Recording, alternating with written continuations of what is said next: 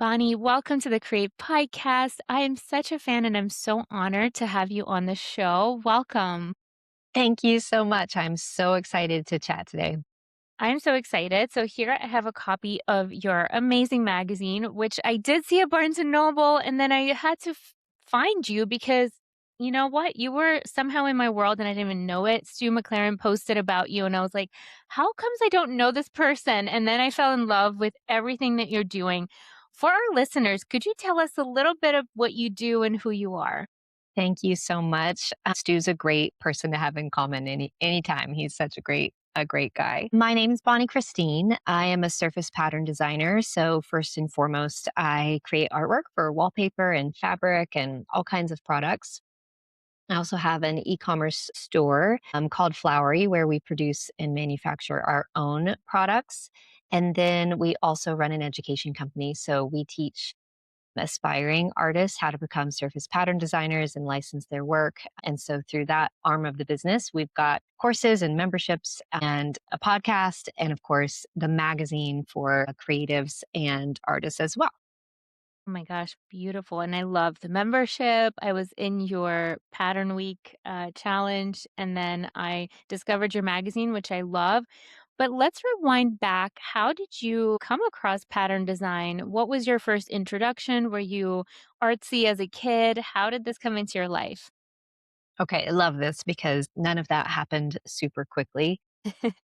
I grew up in a quilt shop. So my mom owned a quilt shop when I was growing up. So I was always surrounded by fabric and sewing, and I was super creative, or let me actually just say crafty. Let's call it that. Like I was super crafty, DIY'd everything, was not an artist, loved to kind of doodle, but would not have considered myself an artist. But I was entrepreneurial from an early age, and my parents are entrepreneurs. And so I kind of knew that I wanted to run my own business. I just had no idea what that was. So I spent my college years in business school thinking through all different types of business ideas. And as I think so many college kids do, kind of ended up right back in my hometown, married my high school sweetheart, and started working for my mom at her quilt shop with my college degree. So Amazing. at that point, just got consumed by this world. And so part of my job there was to sit down with reps and look at the upcoming fabric collections and choose what we were going to, order for the store. And I had this specific moment one day that it hit me like, this is someone's job. Like, someone's career is designing fabrics. And that just grabbed a hold of my soul in such a way. And I was like, if there's any way that I could do this, would be my absolute dream career. So I'll kind of fast forward because that whole story took a long time. I was super overwhelmed by it. I didn't know how to get started. I had no formal training, but I kind of chipped away at it. I'm self taught. And at the end of 2 years, I ended up signing my first licensing contract as a fabric designer with my dream Wow. company, who I'm still with today. And that was in 2012. So that whole experience, right? It was very difficult to learn. At the time, there wasn't any online education about it. And so just a few years after that, I got the invitation to teach surface pattern design, which was never on my radar, like never something I wanted to do. So uncomfortable in front of people and on camera. And but this particular opportunity was one that I knew better than to say no to, so I said yes, and I went and taught in front of, like, thousands of people online for the first time ever. It's the most nerve-wracking thing I've ever done, and I got home feeling like, "I'm glad that's over." I mean, it went well, but whew, let me get back to my work as an artist. And I don't know, like, weeks and months went by, and I just started hearing from those students and the impact that that class had had was bringing people back to art that they hadn't touched in years and years and years. And then really quickly, we started hearing people who were able to quit their day jobs and stay at home with their children and just fulfill something that, for whatever reason, they had not given themselves permission to do. So that was around 2014. And pretty quickly, it became really obvious to me that that was really my bigger calling, was to teach creatives. So today, that's kind of how one thing led to the next, and we run one of the bigger education companies for creatives that exist. Yeah, I'm super inspired by what you're doing. Thank you for sharing your story. And it's funny how our destiny sometimes, I never thought I would also be on Zoom or on camera or even on stages. You know, I went to Right. Michigan State in April, and it's just, as an artist, I think sometimes we think like, "Oh, if only I could just hide and make my Yes. work and be left alone," because 'cause we're so sensitive and we're such empaths, but I think there's such a gift in empowering each other, so I'm really happy that you listened to the call and are guiding so many people, especially in this way because surface design, like, I had to wear something with a pattern too. I was like, I love it. "Bonnie is gonna be on." So, it's something that's part of our life, and one of my passions in life is to sort of break down these walls that the art world a lot of our audience went to art school and they have that dogma, sort of like little voices, but it's on everything. It's like on this kombucha bottle, it's on like our journals, and of course you make beautiful products. Yeah. Can you talk a little bit about sort of making this form of art accessible to everyday people, right? Because like sometimes I know for me, and I think this is intimidating. I've shown my work with galleries, I've sold it, I can paint a canvas, but then how does one get started with making something that will live in people's homes or be on objects that they use every day? That's a whole different experience, right? Yes. Okay. So early on, I need to decide how far back I want to go with this story. But early on, I met an entrepreneur who just kind of poured in knowledge to me. I was able to ask this person all kinds of questions, and I was really young. I was early 20s, and I was really entrepreneurial already and like very motivated, but I had no idea what I was doing. And just one thing that he taught me, which was such an eye opener for me at the time, was the impact of residual revenue. So residual revenue is do the work once and be able to sell it over and over and over again. In my early 20s, like the best way for me to wrap my head around that was like, what can I sell that I could sell while I sleep or while I'm on vacation, or goodness forbid, I'm like taking care of someone who's sick or I'm sick. And I think that that's probably the biggest unlock for artists because we are so used to trading our end product for revenue. And 100%. and it's great. Like I'm not anti that, but I am so pro adding in other layers. So my first foray into the creative industry was an Etsy store where I was selling handmade aprons and tea towels. And I was selling out. So I sat down and did the math one day, and it's like I knew how many aprons I could make in a day if I worked 5 days a week. And I did that all year. How much money could I make if I continued to sell out every time? And it was like right around $40,000, which is not terrible. But also I felt the weight of the exhaustion of that, of like just the production level of that. And also very aware that if I took a week to go on a trip with my husband, like no revenue was coming in while I was gone. Yeah, And not so ideal. that really like I still am a big fan of craftsmanship, but also layering in other things. And so to get to your actual question, the way that we create art, we have lots of fine artists who come into my world as well. We think about it a little differently. So this type of art is art that we can license. So if that phrase is new to you, art licensing is when you create artwork and then a company basically rents it for you, right? They give you royalties for using it. And there's all different types of contracts and ways to do that. But in an ideal world, you retain the copyright and you have your name. It's like the Bonnie Christine collection, if you will. And so then you're earning revenue based on a percentage. And that is where things get really excited because you did the artwork once. And if they sell 1,000 or order 1,000 pieces, right, then you get a set number. But then if that product really goes into every Target or every Barnes and Noble or it goes viral, I mean, we're literally saying there's no cap. There's no ceiling to the amount that you can make on that piece of artwork. But where things get really exciting, Kat, is that in art licensing, everything is industry specific. So this is some of my fabric back here. I can license this artwork on this fabric, but then I can take this artwork and license it on wallpaper, on stationery, on rugs, on kitchen decor. Like every industry is unique in at the contract level. So then one piece of artwork can begin to really snowball. Mm. Now, art licensing, I have to say this, is not like an overnight thing. It takes a long time to get established with a company, to build a portfolio. It takes a long time to get the ball rolling. But then once the ball begins to roll, it almost begins to compound. For instance, I've been doing fabric collections for what is that, 14 years? That feels like a long time. But they do eventually retire, but I think I'm still getting royalties for like the last 10 years. So they begin to like stack. So it's a really incredible opportunity. There's a lot to it and it's not super easy. So I want to be upfront about that. It takes time to build a portfolio and create connections and work with companies, but it is really beautiful. Love And then, that. of course, education is an entirely different level or layer that you could layer in. And I feel like maybe we should talk about this for a second because oftentimes I think creatives and artists in particular feel something about teaching what they do. Mm. Can And we talk about it? There's so much coming up right now. I would love to hear your thoughts first.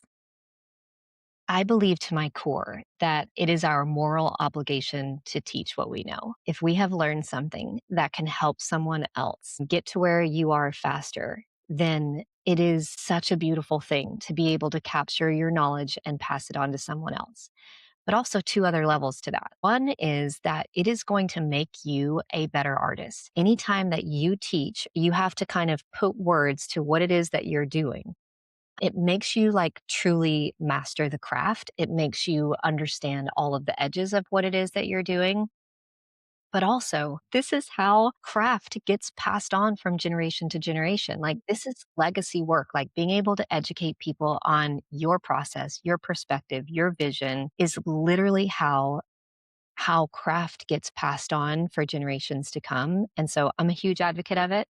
What do you think? I love that. And thank you for bringing the legacy piece in because we don't talk about that. We learned, and the masters had apprentices and they passed it on, but now all of a sudden we're gatekeeping everything we know. And that's not true. There's so many generous, beautiful creators out there. But, it's funny that you mentioned this. I was just thinking because I almost quit coaching this year. And this is the first time I'm even saying that out loud, but I got really burned out, and the burnout didn't come from me not loving my clients or not wanting to pass it on. It was all the noise, all the pressure, all the AI and the algorithms. I think it gets to all of us at some point, and it's like coming back to your why, coming back to why this is important and how my mentors and my educators helped me both in business and in my art practice. So thank you for saying that. And a few months ago, I saw this like viral reel. It really pissed me off. I even made a YouTube about it. And it was a guy that says, real artists don't teach. I'm too busy with my quote unquote like art to teach. And it really triggered me because I was like, that's not true at all. Like I have amazing artists who have taught and mentored me that they're still successful in every way. So I think this is a conversation, it's very elitist, 1. 2, it's not true and it's not real. And 3, to your point, of course, it's our job to pass on our gifts and our skills, and, like, why would that be wrong? And who's benefiting from saying that it's not a good thing, right? Why would it be wrong to create revenue from your unique knowledge as well? Like, yes, it is passing on your craft, and yes, it makes you a better master of your craft, but also, what's wrong with making revenue from your unique knowledge and saying, like, that is the person that I want to learn from? It's a hill that I'll die on every time. I am such an advocate of people who hold unique knowledge, learning how to package it and pass it on. Mm, thank you for saying that. This is what we all need to hear right now. And if you were to give, let's say there's an artist, maybe they're entrepreneurial and they want to pass on their gift in some way, would there be any words of encouragement? Like when you got started with your courses, what Yes. helped you push through that fear and that imposter syndrome? So much. Number 1 is I have so much. Okay, so number Give it 1 to us. number 1 is that you don't have to know everything in order to have a really solid class or course or workshop or education piece. You only have to be a couple of steps ahead of someone in order to significantly help them. I would have, personally just done anything to have a mentor when I was trying to learn. And so I think we give ourselves a really hard time about like, well, there's more that I should know. But saying having success and then getting a question that you don't know the answer to, it is so empowering to say, like, I don't know. I don't know the answer to that. And that's okay because I've still been able to do this without knowing the answer to that. So just being able to be like, I'm not sure what the answer to that is. The second one is that it's not going to be comfortable. It's going to be very uncomfortable to start teaching and stand in front of a group of people or get on camera. And that's part of it. I have this great video of a compilation of me from the beginning to today. And I mean, just awkward upon awkward. It is so painful. And there's literally only one way to get from that to feeling more comfortable, and it's just putting in reps, and it's going to be fine. So just show up as you are. And then the other one is that a lot of times I think artists, I'm gonna say creatives because Yeah. this is to everyone who is like a crafts person. I think that we get really fearful or like playing small when we see a lot of content that already exists on our topic. So a lot of like free YouTube channels or other people teaching on Skillshare or workshops or courses or books on the thing. And we feel like there's not room for our perspective. Like this is already covered. And the way I think about it is that well, not just the way I think about it. The truth is that the opposite is accurate. So the more information that there is, two things. First of all, you have validation that people are struggling with this and actively spending money to solve the problem. Okay. And so the more free information, the better, because the more confusion there will be as well. Because if someone is trying to piecemeal together how to throw pottery on YouTube, they are learning bits and pieces from a million different instructors, and everyone has a little bit of a different perspective. And they, maybe not everybody, but for sure enough people are looking for you to kind of like reach through the fog and grab them by the hand and say, I got you. Like, I'll simplify this. I'll tell you everything you need to know, but nothing you don't need to know. And that is where people will really spend money to get clarity and like the step by step. So there's absolutely room for your unique perspective and your unique process and how you think about it and the way you use your tools. You don't need everybody, like, you don't need everybody interested to come and learn from you. You just need a handful of people, and there's what, like 8 billion people on the planet. So go forth and do it. I love that. Thank you so much for that. I love those words of wisdom. Now, you are someone like me who wears many hats. You have many projects. You have a beautiful magazine. You have your courses, your own art, and a garden, and chickens, and all kinds of amazing things. How do you find time for your creativity, and how do you make sure it doesn't slip away? Because I know my practice is my sacred work, but sometimes even that, like I have to be like, no, no, no, the emails can wait. I got to paint even just for a few minutes.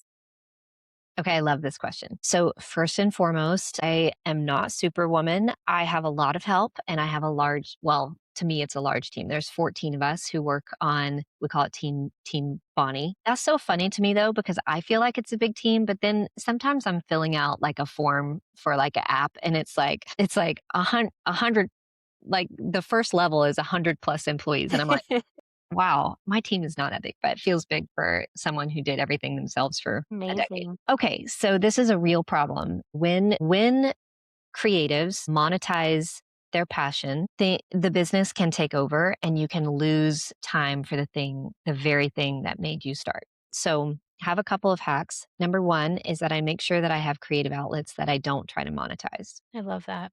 Yeah, super important. And sometimes they're not even creative, they're like pickleball or something, just Yes. something that I'm gonna do that, like, I'm not gonna monetize. And then the other thing is that I really did spend a couple of years, so it's been better for about 18 months, but the couple of years before that, I very much struggled with this. I was like, I don't have any time to do art. So this is what I did. I literally reverse engineered what it is that I wanted to do and I baked it into the business. And I'm so passionate about this. So, this magazine is literally a result of this because I wanted to write more. And I also wanted, first and foremost, I wanted to write. I didn't do the magazine for this, but a side thing that has happened because of the magazine is that we're now on a quarterly basis doing like pretty enormous photo shoots. And so these shoots are like seasonal and we do all kinds of like flat lays and I have to make art to prepare for them. And it just has like released the bottleneck of content because we're always being prolific in content creation because we've got a quarterly magazine.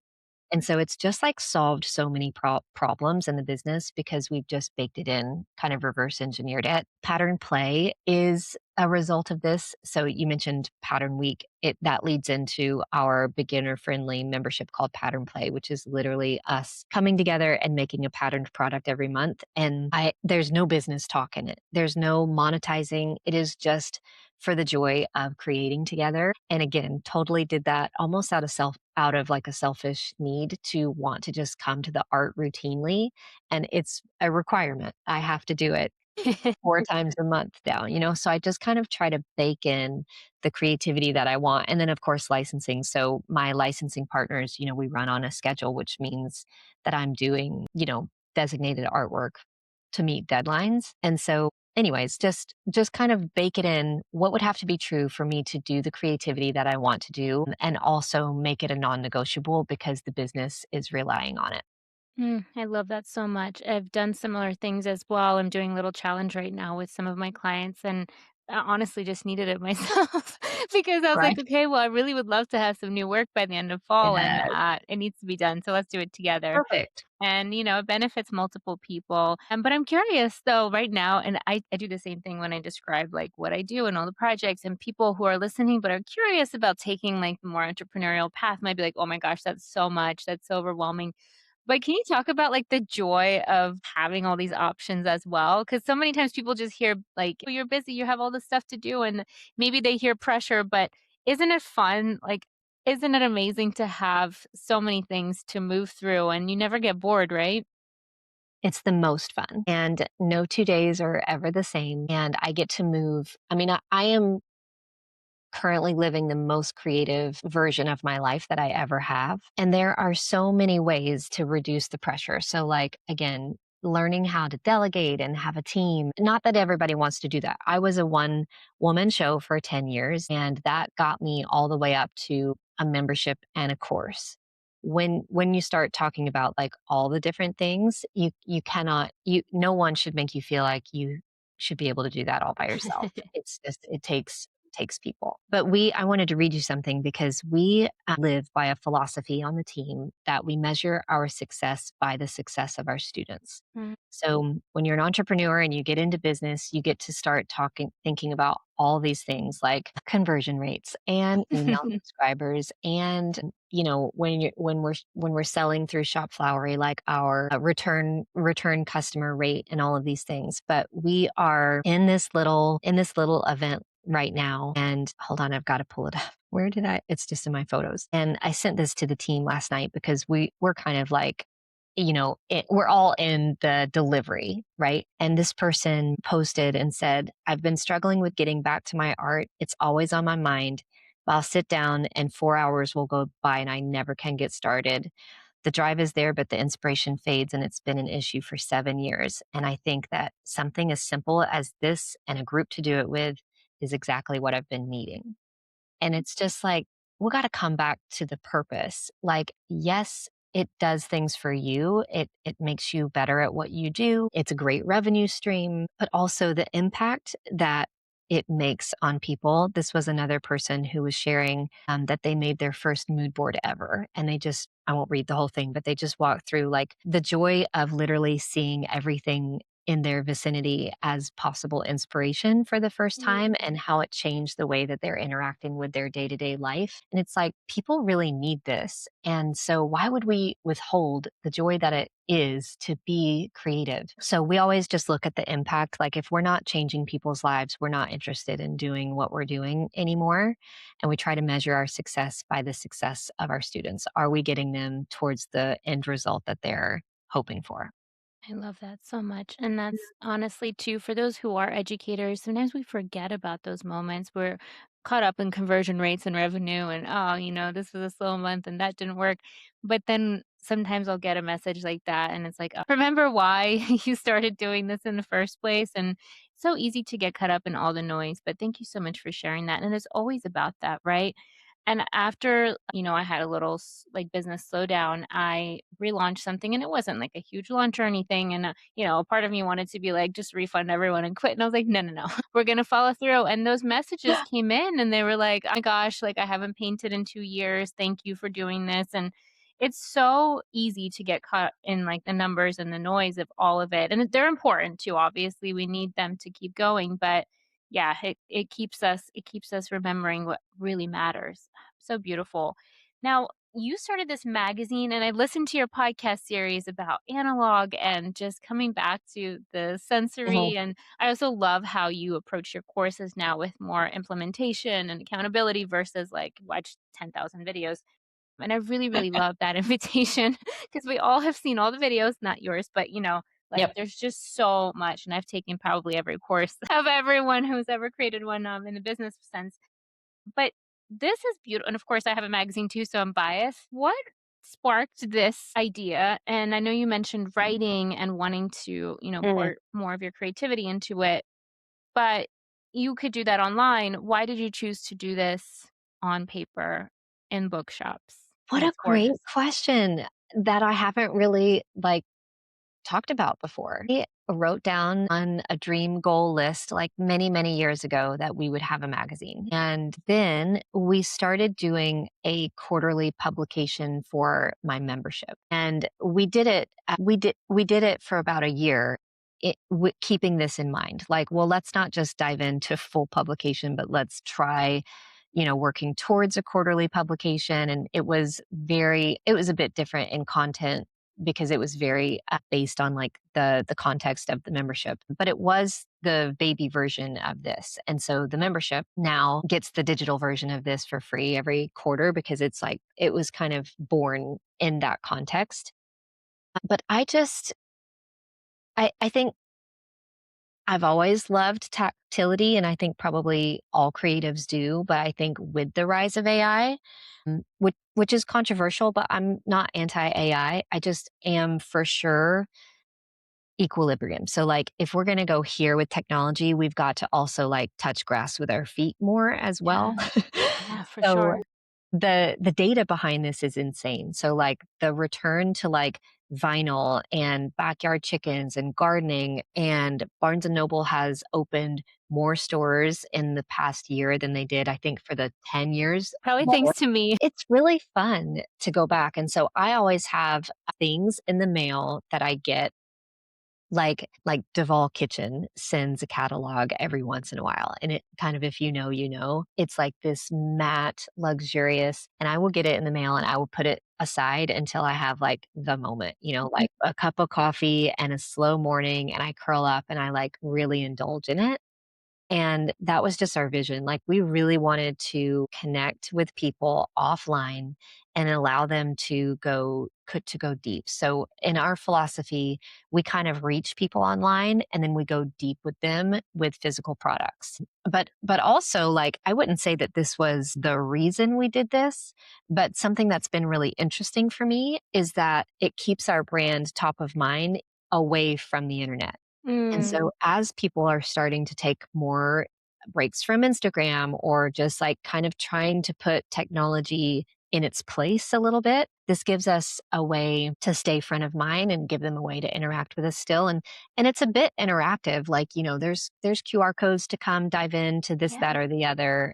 It's brilliant. It really is inspiring me as well. I know our magazine is different in, many ways, but I love the idea of combining the real world with the online. And it also helped me. I know this is like a selfish thing to say, but it helped me to bridge my online world with the real world because I was at Barnes and Noble grabbing a nice coffee, and I had actually had a girlfriend come out with a book too. So I was like, oh, there's Bonnie. Oh, there's Shelby.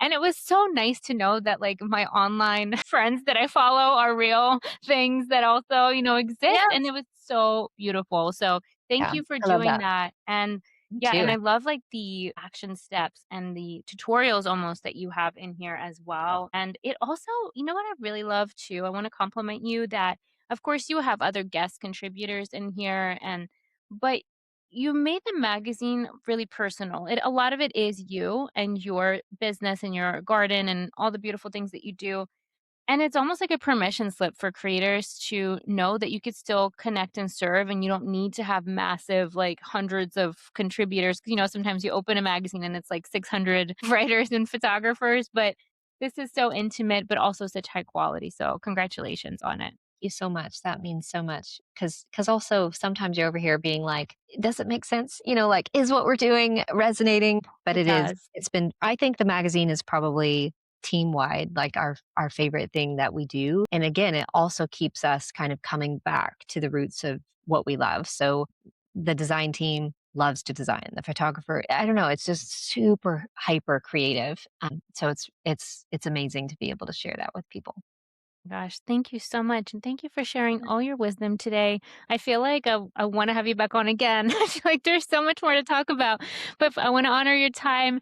Where can our listeners find you? How can they work with you? I'm a proud member of your community, which I love. And of course, the magazine is something I've really been enjoying. But how else can people learn from you? Okay, so I'm Bonnie Christine in all the places. So bonniechristine.com and on Instagram. My podcast is The Professional Creative. You'll find the magazine on my website. And then our store is called Flowery, Flowerie. So Shop Flowery is our e-commerce store. And that's it. Amazing. Thank you so much. And I'm so inspired by what you're doing, and I can't wait to see what's next. Thank you, Kat. Bye.